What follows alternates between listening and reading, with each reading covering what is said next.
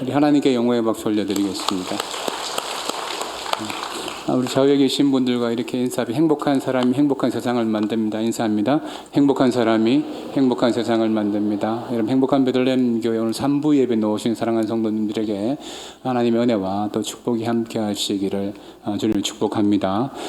제가 안식주 때 3일 정도 로마를 방문했습니다. 방문한 목적은 사도 바울의 순교지, 그가 투옥된 감옥을 제가 직접 보는 것이었습니다. 로마에 갔을 때 콜로세움, 판테온 같은 유명한 관광지가 있지만 그곳은 가지 않았고 그냥 사도 바울의 순교지를 보는 것이 저의 목적이었습니다. 그런데 함께 동행했던 후배 목사가 다른 곳에는 가보지 않아도 베드로 성당은 한번 가보자는 것입니다. 이유를 물어보니까 로마는 지금 희년입니다. 천주교의 희년인데 이 성 베드로 성당 안에 여러 문들 가운데 희년 때만 열어놓는 문이 있는데 그 문을 통과하면 모든 죄가 사함을 받는다는 것입니다. 그래서 로마에 도착한 첫날 제가 이제 한 식당을 찾아서 길을 걸어갔는데 그때 보니까 성모 마리아 대성당 앞에 사람들이 모여 있었습니다. 왜 이래 사람들이 많이 모여 있느냐? 그때 한인을 만나서 물어보니까 교황이 온다는 거예요. 저도 교황의 얼굴을 한번 봤으면 좋겠다 싶어가지고 한 15분 정도 기다렸는데 안 오더라고요. 제가 배도 고프고 평소에 또 제가 개혁교회 목사로서 교황거리 친한 것도 아니고 해서 식당으로 갔습니다. 식당에 가서 1시간 정도 식사를 하고 소화를 시키기 위해서 주변을 걷는데 제가 걷는 도로 저 멀리 많은 사람들이 도로 양편에 서 있었습니다. 또 무슨 일이 있나 싶어서 그 호떡집에 불난 줄 알고 제가 구경을 갔어요. 사람들이 교황을 기다리고 있었습니다. 그 옆에 있는 수녀에게 물어보니까 이 교황이 걸어서 제가 처음 보았던 성모 마리아 대성당을 향해서 걸어간다는 것입니다. 왜 이렇게 사람들이 기다리고 있냐 물어보니까 교황이 지나갈 때 모든 제사함의 축복을 받는다는 거예요. 제가 나중에 알고 보니까 천주교에 성체강복이라는 것이 있습니다. 예수님의 몸이 지나가면 모든 죄가 사함 받는다는 거예요. 그래서 제가 아내와 함께 한번 기다려 보았습니다. 한 1시간 정도 기다려 보니까 저 멀리서 성체강복 행렬이 걸어오는데 그 권세가 대단했습니다. 제일 앞에는 전 세계 교회의 신부들, 성당의 신부들이 앞에 서 있고 그 다음에는 수도원의 수도사들도 그 길을 따라옵니다. 그리고 그 다음에는 추기경들이 이제 전 세계 추기경들이 이렇게 걸어오는데 수녀가 저를 보면서 쌤쌤이라고 해요. 뭐가 쌤쌤이냐니까 저기 저 사람하고 당신하고 쌤쌤인데 한국의 유흥식 추기경을 가리키더라고요. 제가 그분을 봤어요. 그리고 그 다음에 행렬에 보면 교황이 이제 그 성체 강복을 하면서 걸어오는 모습이 굉장히 권세 있습니다. 그리고 많은 이 천주교 교인들이 교황의 뒷모습을 따라 이렇게 걸어서 성모 대성당으로 이동하는 모습을 제가 보았습니다. 천주교 교인들은 희년에 대한 기대가 있습니다. 그리고 희년에 대한 축복을 사모하기도 하고 제사함의 은총을 간절히 사모합니다. 제가 개신교 목사로서 오늘 천주교 교인들이 그 경건한 태도를 보면서 조금 부끄럽기도 하고 반성이 되기도 했습니다. 물론 제가 천주교의 신학의 프레임으로 설교를 하면 안 됩니다. 여러분, 저는 개혁교회 목사이고 우리 대한예수교 장로회 합동 목사입니다. 저희 교단에 가지고 있는 신학이 있어요.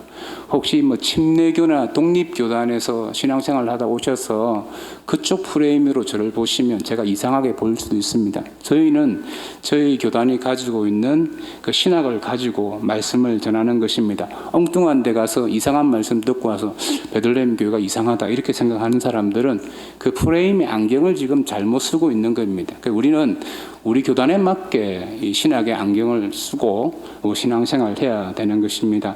구약의 절기를 다 지킬 필요는 없습니다. 구약의 절기를 지킬 때는 역사를 전승하는 시간이었고 절기를 지키는 것은 공동체가 하나 되는 것입니다. 그러나 지금은 절기를 지킬 필요가 없죠. 왜냐하면 예수 그리스도께서 모든 구약의 제도 율법을 십자가 위에서 완성하셨기 때문에 구약의 절기를 저희들이 의무적으로 지킬 필요는 없습니다. 안식년, 희년 이런 거 의무적으로 지킬 필요는 없습니다. 하지만 구약의 모든 제도가 가지고 있는 그 스피릿, 정신, 그 신앙에 대한 태도는 여전히 우리의 삶에 적용되어져야 되고 존중되어져야 됩니다. 구약에 보면 안식년 제도가 오늘 말씀 3절로 4절 말씀이 나오는데 6년 동안 일하고 7년에는 한 해 동안 그 땅을 쉬게 하라는 거예요. 사람도 쉬고 그리고 가꾸지 아니했지만 포도 열매가 수확되어졌을 때는 사람들과 함께 그 소출을 놔두고 들짐승도 먹게 하라는 것이 안식년 제도이고, 희년은 오늘 우리가 읽었습니다만 8절 말씀 우리 같이 한번 읽어봅시다. 시작. 너는 7 안식년을 계수할지니 이는 7년에 7번인즉 안식년 7번 동안 곧 49년이라고 했습니다. 여러분 7년 안식년을 7번 하면 49년째, 49년째도 안식년이고, 그 다음에 10절 말씀 보십시오. 10절 같이 읽어보면 시작. 너희는 50년째 해를 거룩하게 하여 그 땅에 있는 모든 주민을 위하여 자유를 공포하라. 이 해는 너희에게 희년이니 너희는 각각 자기의 소유지로 돌아가며 각각 자기의 가족에게로 돌아갈지며 라고 했습니다. 자, 안식년 7번을 가지면 49년째가 되는 거예요. 안식년이에요. 그리고 그 다음에 인 50년째를 희년이라고 부르는데, 희년을 한문으로 하면 복희자를 씁니다. 경사스러운 한 해란 뜻이고, 영어로는 주빌리라고 해서 기쁨과 한이란 뜻이고, 그 다음에 히브리어는 요벨이라고 해요. 요벨은 양의 뿔이라는 소리예요. 그래서 이 희년이 되어지면 양의 뿔로 뿔나팔을 만들어서 기쁨과 한의를 선포하는 나팔을 부는 것이 희년입니다. 우리 베들레헴 교회는 8월 1일 날 설립되어졌습니다. 올해가 이제 8월 1일 되어지면 설립 49년이고, 영적으로 보면 베들레헴 교회가 49년의 안식년을 맞이하는 해이고, 내년 8월 1일은 베들레헴 교회가 영적으로 보면 희년을 맞이하는 해입니다. 여러분, 베들레헴의 희년이 여러분의 인생의 기쁨과 한의가 가득한 한 해가 되기를 축복합니다. 그렇다면 우리가 이 베들레헴의 희년을 어떻게 준비해야 되느냐? 여러분, 첫 번째로는 희년의 축복을 기대하셔야 됩니다. 레위기 25장에서 보면 이제 안식년을 설명하고 희년을 설명하는데, 안식년은 사람의 고통을 덜어주는 제도입니다. 그러니까 6년 동안 일하고 7년째 그 땅에 노는 수입을 가지고 이웃과 가난한 자들과 들짐승들과 함께 나누는 정신이죠. 고통 중에 있고 어려운 사람들을 도와주라는 것입니다. 희년은 사람의 고통만 들어줄 뿐 아니라 새롭게 출발하는 것을 의미하는 기회의 해입니다. 희년의 핵심은 하나님께 대한 그 구속의 은혜를 감사하는 것이죠. 이제 구속하면 이 단어를 교도소에 구속시키는 걸로 자꾸 착각하시는데, 이 구속은 속전의 의미를 가지고 있습니다. 해방시켜 준다는 겁니다. 정당한 값을 지불하고 그 사람의 신분과 운명을 바꾸어 준다는 것입니다. 이 희년의 개념을 구약에서는 고엘 제도로 설명을 하는데, 고엘 제도의 뜻이 뭐냐면 구속자, 되찾는 자, 보호자란 뜻입니다. 자, 조상이 나에게 물려준 땅이 있는데 원래 땅을 팔면 안 돼요. 근데 내 삶이 어려워서 이 땅을 팔게 되어졌습니다. 집을 팔았습니다. 또는 채무가 있고 종이 되어졌을 때, 이때 고엘 제도가 있다는 것입니다. 자, 레위기 25장 25절 말씀에 보면 우리 함께 읽어봅시다. 시작. 만일 내 형제가 가난하여 그의 기업 중에서 얼마를 팔았으면 그에게 가까운 기업 물을 자가 와서 그의 형제가 판 것을 물을 것이요 라고 했거든요. 자, 고엘 제도라는 것은 기업 물을 자가 그걸 물어준다는 것입니다. 기업 물을 자 뜻이 뭐냐? 쉽게 말하면 여러분, 장기판에서 바둑판에서 한 수 물러달라 그러죠. 그 뜻입니다. 내가 조상에게 물려받은 땅이 있는데 내가 팔았어요. 그런데 내가 다시 살 수 있도록 기회를 달라는 것입니다. 이것도 사실 순서가 있어요. 룻기서에서 잘 나와 있는데, 이 기업 물은 자는 첫 번째는 가장 가까운 친척 중에 있는 사람이 대신 기업을 물려줄 수 있습니다. 그리고 두 번째는 자기가 열심히 일을 해서 돈을 벌어서 내가 팔았던 조상의 땅을 다시 살 수 있는 기회를 요청하면 그 땅을 샀던 사람은 다시 그걸 팔아야 되는 거예요. 그리고 1번도 안 되고 2번도 안 되면 세 번째 하는 방법이 뭐냐면, 희년이 되면 50년 희년이 되어지면 다 돌려줘야 된다는 거예요. 이게 희년의 정신입니다. 희년의 정신은 다시 기회를 주는 것입니다. 혹시 여러분 유명한 사자성어 가운데 낙장불입이라는 말을 아십니까? 이 뜻을 아세요? 낙장불입. 이걸 너무 잘 알고 있으면 조금 불편하긴 한데, 이 낙장불입 안 된다는 거죠. 그냥 낙장 가입해 주라는 거예요. 해주라는 겁니다. 한번 물러주라는 거예요. 그러니까 고대 이스라엘에서 부동산 가격은 어떻게 정해졌느냐 하면 오늘 15절 말씀 이후로 노는데, 여러분 이 땅이 내가 매입할 때 희년으로부터 40년 남았다, 30년 남았다, 20년 남았다, 희년을 기준으로 가격이 달라지는 거예요. 같은 땅이라도. 왜 이렇게 달라지느냐 하면 다시 돌려준다는 것입니다. 희년 제도는 50년 만에 한 번씩 오는데 천주교에서는 25년마다 희년 제도를 한 번씩 시행하고 있습니다. 그리고 특별 희년도 만들어서 자기들끼리 또 희년이라고 하기도 해요.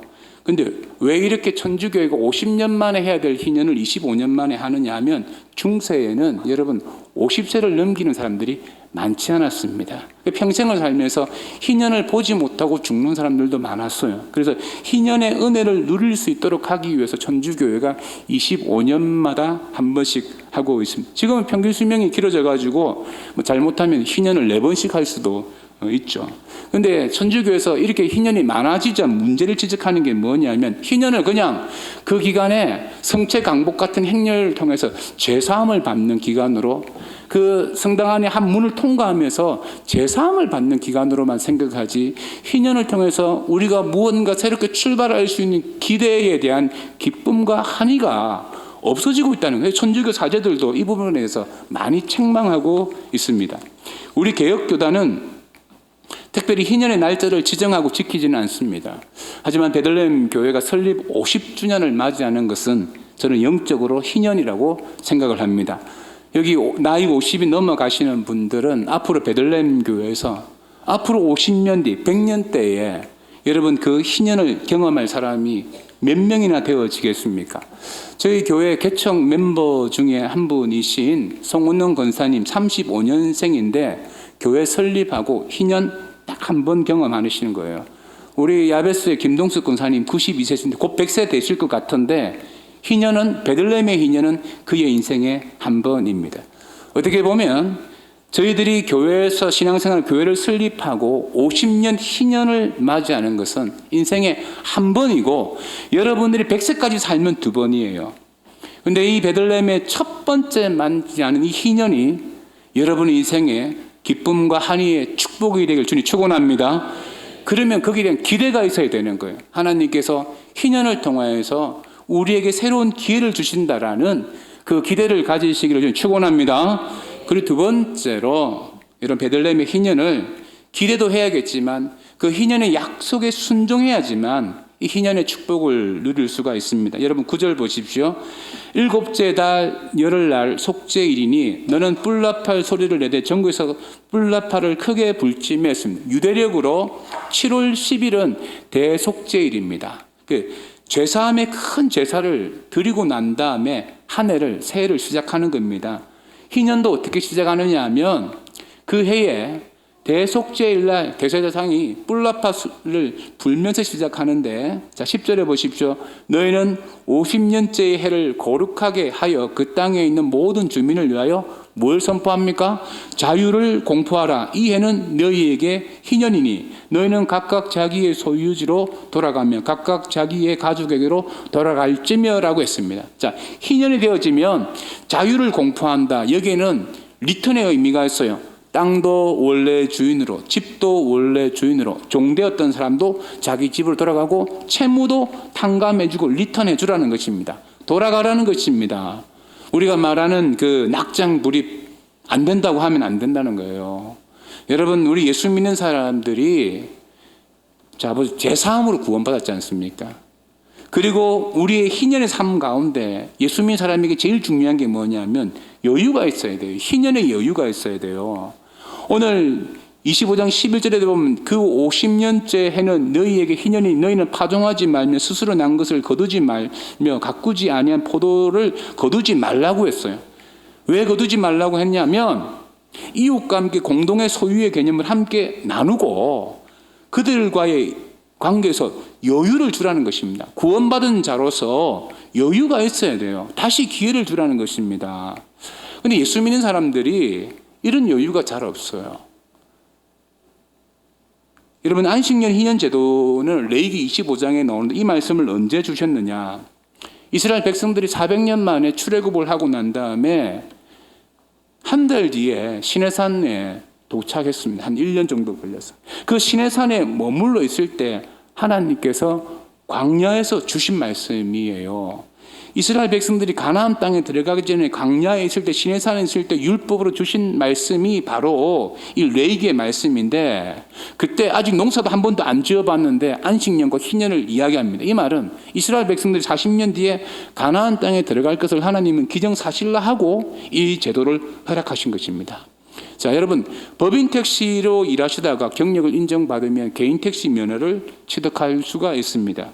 그런데 개인 택시 면허를 취득하시고 난 다음에 1년도 안 돼서 과로사 하시는 분들이 꽤 많다고 합니다. 왜냐하면 법인 택시 때는 산악금 맞추고 난 다음에 열심히 일하면 자신의 수입이 되긴 하지만 일할 수 있는 시간이 딱 정해져 있어요.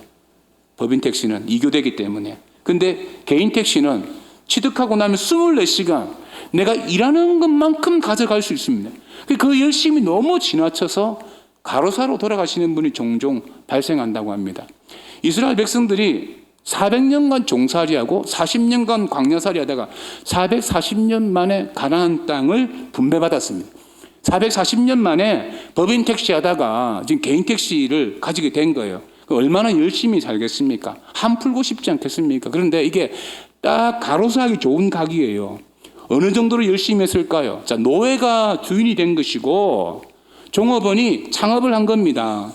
여러분, 무슨 일이든지 주인이 되어지면 마음의 자세가 달라집니다. 월급 받으시는 분들은 좀 잘 모를 수 있지만 주인이 딱 되어지면 모든 태도와 마음이 달라져요. 우리 교회 최근에 부목사님들 가운데 담임 목사 가시는 분들 많았는데 우리 유지훈 목사님 저한테 전화 와서 이제 목사님 말씀을 다 알겠다는 거예요. 담임 돼 보니까 알겠대요. 국중일 목사님도 담임 가실 때 이틀 뒤에 제가 전화를 했어요. 전화했더니 목사님 목이 쉬어 있어요. 왜 목이 쉬었냐 물어보니까 새벽에 교인들이 너무 열심히 기도해서 자기 더 크게 기도하다 보면 목이 쉬었대요. 제하고 14년 동안 있으면서 목 쉰 게 손에 꼽히는데 담임 목사 나가니까 이틀 만에 목이 쉬어 있더라고요. 이게 뭐냐면 약간 주인의식의 책임감이거든요. 우리 청년부에 때 최병국 목사님도 제2동탄 지역에 설립 교회를 이제 개척하셨어요. 곧 설립 예배를 드리는데 저에게 기도 받으러 왔을 때 제가 기도할 때 펑펑 우시더라고요. 그리고 난 다음에 목사님 마음을 이제 다 알겠대요. 제가 아직 멀었다고 했습니다. 여러분, 부목사와 담임 목사의 차이점이 뭔지 아십니까? 부목사는 지치지만 담임 목사는 안 지칩니다. 담임 목사가 번아웃 된다 할지라도 결코 지치지는 않습니다. 그게 어떤 주인적인 마음, 책임의식이죠. 하나님이 이스라엘 백성들이 막 개인 택시 내어서 막 가로사 할까봐 안식일 지키고 안식년 지키고 희년 지키라고 허락하셨을까요? 그런 의미도 있습니다만은, 그러나 지난주 여러분 설교를 들었지만 우리 주님이 우리에게 하신 질문이 뭡니까? 너희는 나를 누구라고 하느냐? 당신이 나의 주인입니다. 나의 왕입니다. 이 진정한 고백을 할 수 있는 사람이 안식년도 지킬 수 있고 희년도 지킬 수 있고 주일도 지킬 수 있는 것입니다. 하나님의 보호하심을 믿지 못하는 사람은 이 제도를 지킬 수가 없어요.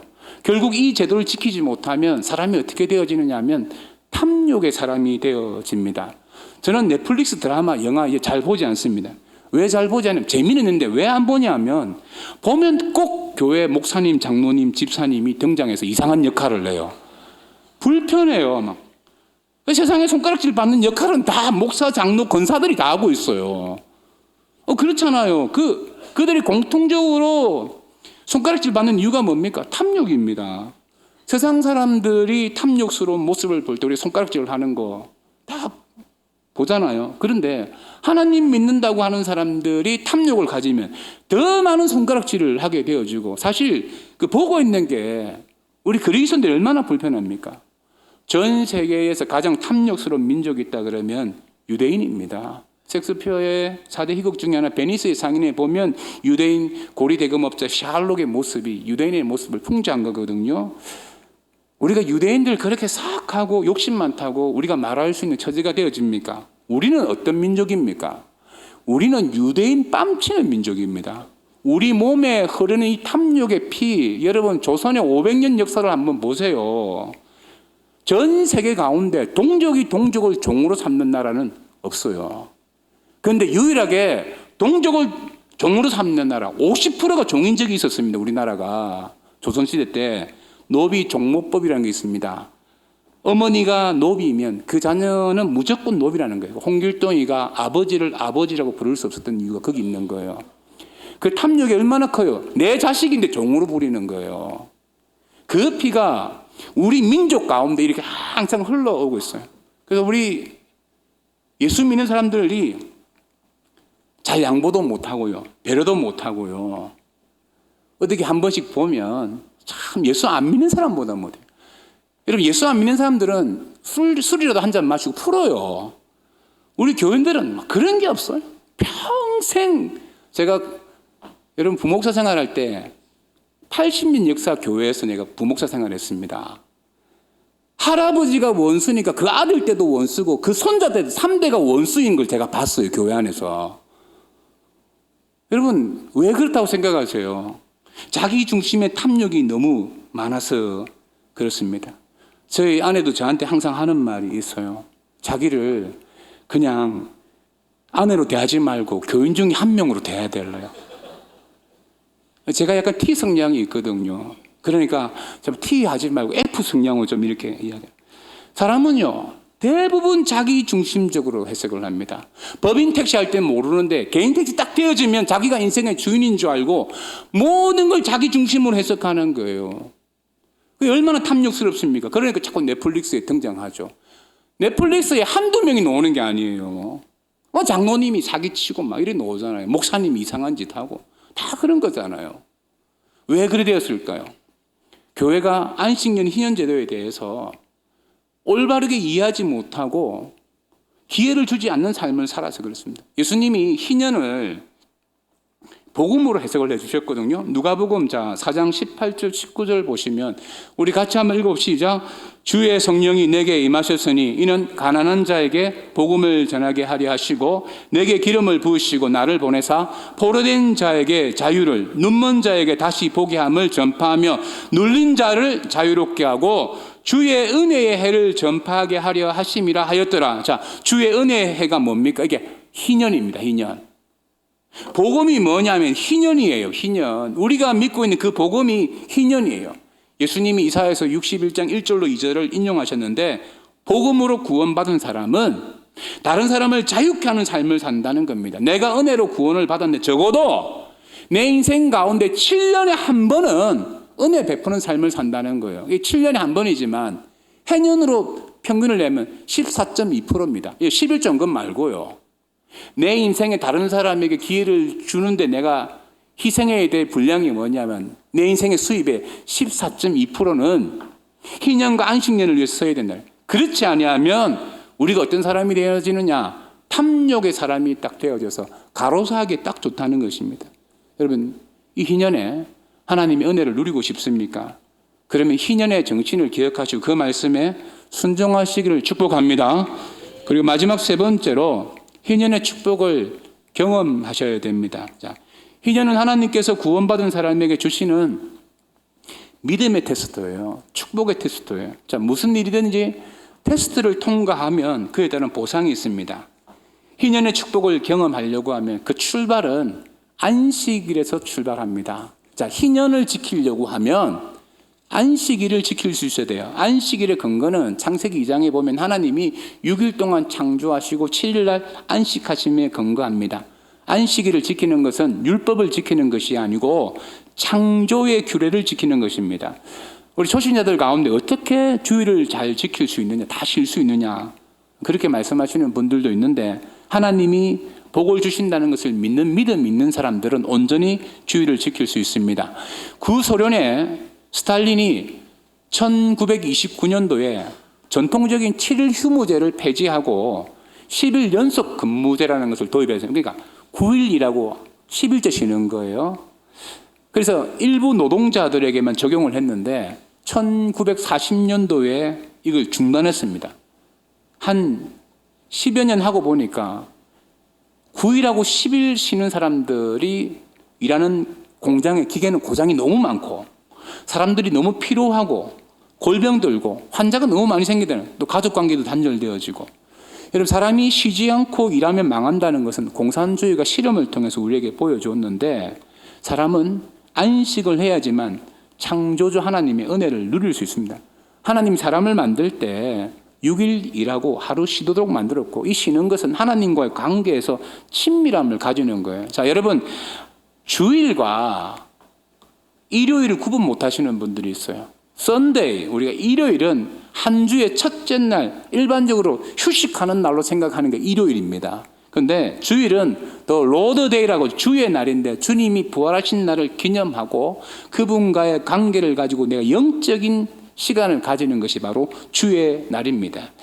그러나 우리 신앙인들이 일요일을 지키는 건지 주일을 지키는 건지 잘 구분이 안 될 때가 있어요. 일단 일주일에 한 번은 쉬니까, 여러분, 하루를 놀아도 말입니다, 내가 6일 동안 열심히 일하면 되지라는 마음이 있기 때문에 하루 놀 수 있는 거예요. 뭐 하루 좀 놀아도 아무 문제가 없고, 요즘은 이제 이틀 놀고 그러지 않습니까? 이 말은 믿음이 없어도 주일을 지킬 수 있다는 거예요. 일요일을 지키면서 주일을 지키는 것처럼 내가 이렇게 포장할 수 있는 거예요. 그러나 안식년과 희년은 믿음이 없으면 지킬 수가 없습니다. 안식년은 6년 동안 농사 짓고 7년째 땅을 쉬게 하는 거예요. 그리고 그에서 나오는 열매도 이웃과 함께 나누어 먹는 거예요. 자, 7년째 농사 못하죠? 8년째 내가 봄에 씨앗을 심었어요. 거두려고 하면 가을에 거둡니다. 어떻게 보면 안식년을 지키려고 하면 2년 동안 수입이 없는 거예요. 자, 희년은 49년이 안식년입니다. 50년이 희년입니다. 51년에 내가 씨앗을 심고 가을에 거둡니다. 그러면 희년을 지키려고 하면 3년 동안 경제적인 수입이 없는 거예요. 우리가 안식일을 지킨다고 이 안식일이 주일인지 일요일인지 구분 안 되게 이렇게는 지킬 수 있어요. 내가 믿음 있는 것처럼 속일 수 있지만, 안식년은 여러분 2년, 희년은 3년 경제 활동을 멈춰야 되기 때문에, 이것은 하나님께서 약속하신 약속하신 말씀에 대한 믿음이 없는 자는 결코 지킬 수가 없습니다. 자, 안식년과 희년을 지킬 수 있는 믿음에 대해서 오늘 20절과 22절에서 설명하고 있는데, 자, 우리 믿음을 가지고 같이 한번 20절로부터 22절까지 읽어봅시다. 시작. 만일 너희가 말하기를 우리가 만일 7째 해에 심지도 못하고 소출을 거두지도 못하면 우리가 무엇을 먹으려 하겠으나, 내가 명령하여 6째 해에 내 복을 너희에게 주어 그 소출이 3년 동안 쓰기에 족하게 하리라.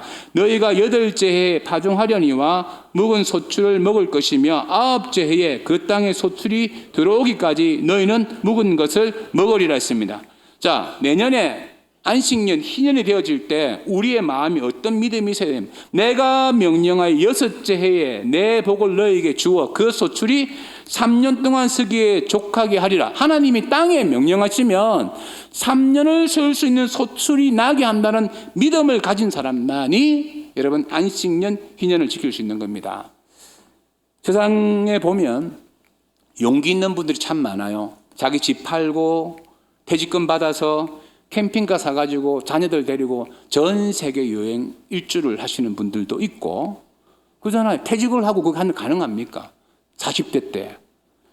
그리고 어떤 분은 요트 사가지고 가족들과 함께 전 세계를 여행하기도 하고, 그런 거 끝나고 나면 어떤 사람은 100만 유튜브 되어 있기도 하고, 어떤 분은 책을 집필해서 베스트셀러 작가가 되어 있기도 하고, 유명한 강연가가 되어 있기도 합니다. 아무나 할 수 있는 일이 아니죠. 세상에도 보면 용기를 가진 사람들이 그들의 용기 있는 일을 해서 또 다른 결과를 놓는데, 우리 그리스도인들은 거기에 비하면 믿음이 많이 부족합니다. 우리가 사실 하나님 앞에 10분의 1을 드리는 것, 안식년, 희년을 지키는 것 사실 쉽지가 않습니다.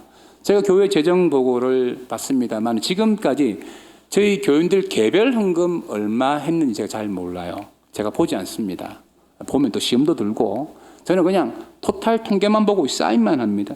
제가 헌금을 보지 않는 이유가 뭐 여러 가지가 있지만, 제 기본적인 마음은 우리 모든 성도는 하나님 앞에 11조를 드린다고 저는 그렇게 믿고 있습니다. 다만 교회를 통해서 하나님 앞에 11조를 드리고 복을 받는 분도 있지만, 어떤 분은 병원에 11조 하기도 하고, 사업하다가 잘못해서 11조 하고, 빌려줘서 못 받아서 11조 하고, 밑빠진 독에 물 부어서 11조 하기도 하고, 다른 루트로 하나님께 다 드리고 하나님이 다 거두어 가는데 그 인생은 복을 받지는 않는다는 거죠.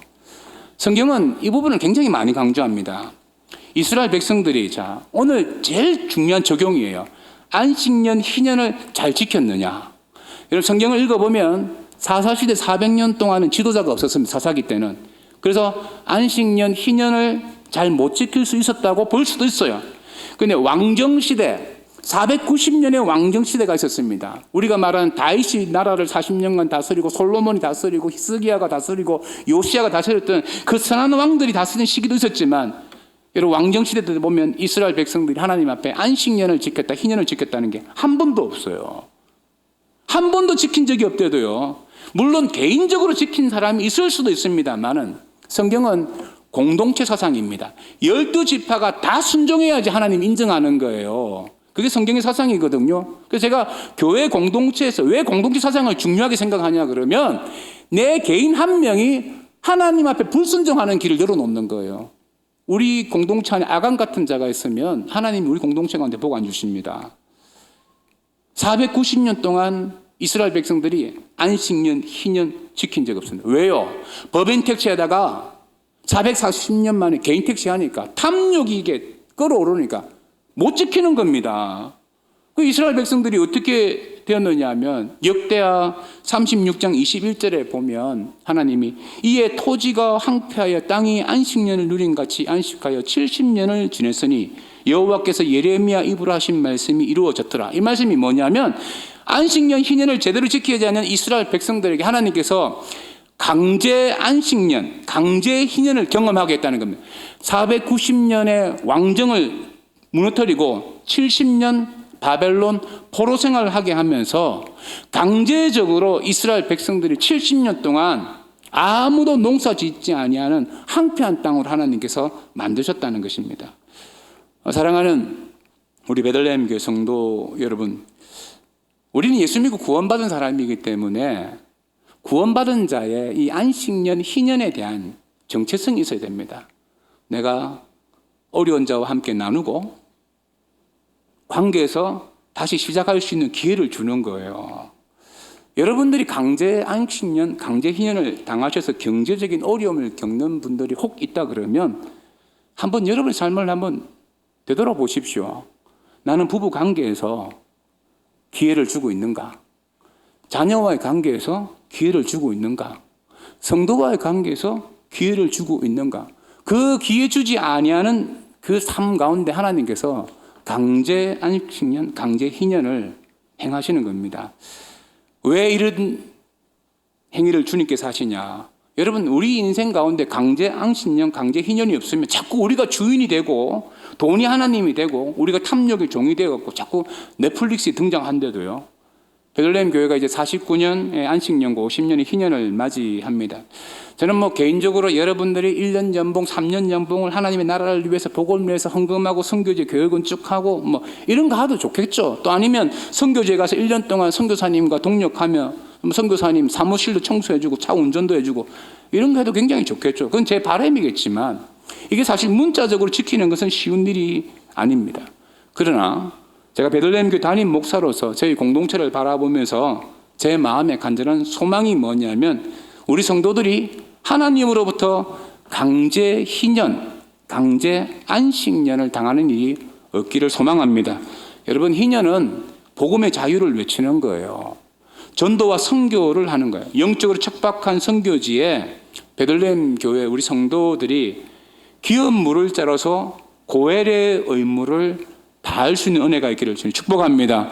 49주년 우리 선교 헌금을 할 때마다 그 헌금으로 교회가 건축되어지고 원텐텐 원 선교 헌금을 통해서 선교사를 파송하고 있습니다. 내년에는 또 설립 50주년 저희들 선교사 홈커밍 데이를 준비하려고 하는데 선교사를 초청하려고 하면 또 여러 경비가 되는데 이번에는 그 홈커밍 데이 때 선교사님 초청하고 그분을 체류할 수 있는 헌금도 함께 작정하려고 합니다. 여러분들에게 기업 물을 자의 그런 은혜가 좀 넘쳐나길 축복합니다. 여러분, 베들레헴 교회가 이제 희년과 안식년을 함께 경험하게 되어집니다.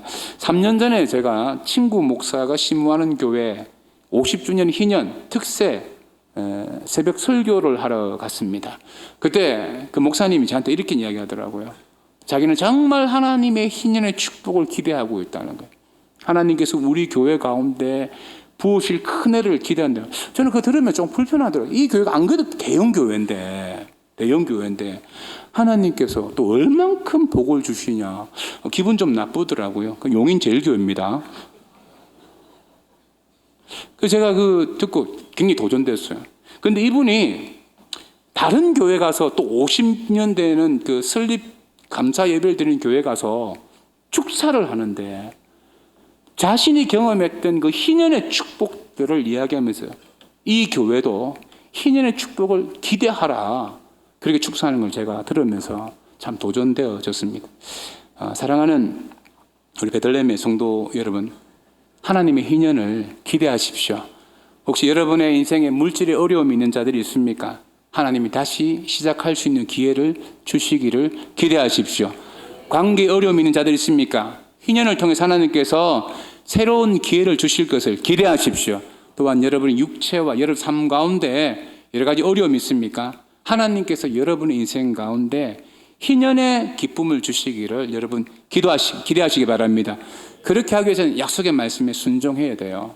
여러분 약속의 말씀에 순종하지 않으면 제가 여러분 협박하는 게 아닙니다. 하나님은 그의 택한 백성을 강제 안식년, 강제 희년을 통해서라도 바로 세우시는 것이 하나님의 섭리고 통치 방법입니다. 여러분 인생 가운데 희년이 강제 희년이 아니라 하나님께서 여러분 인생 가운데 기쁨과 복을 주는 희년이 되시기를 축원합니다. 이 시간 우리가 비준비하시네 희년을 기다리는 마음으로 이 찬송 함께 하고 기도하는 시간 가지도록 하겠습니다.